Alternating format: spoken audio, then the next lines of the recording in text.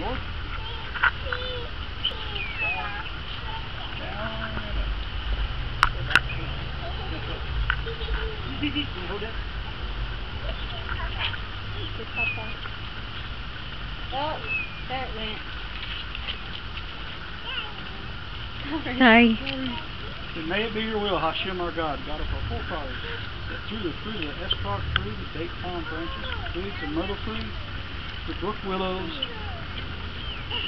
the letters of your unified name may be close to one another, that they may become united in my hand, and to make known that your name is called upon me, that evil forces may be fearful of approaching me, and when I wave them, may abundant outpouring of blessings flow from the wisdom of the Most High through the abode of the tabernacle, to prepare a place for the house of our God.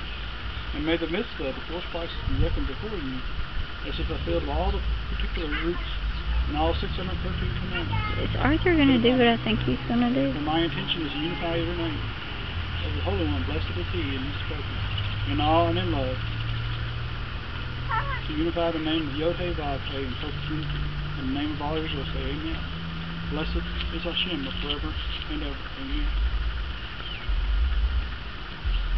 Master of all worlds, may it be your will that the mitzvah dwelling in the secret be reckoned before you, as if I have fulfilled it in all its details and implications, as well as the 613 mitzvahs that are depend upon it, and as if I concentrated upon all the intentions which the men of the great assembly concentrated upon regarding it.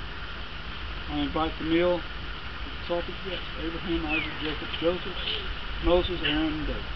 Amen.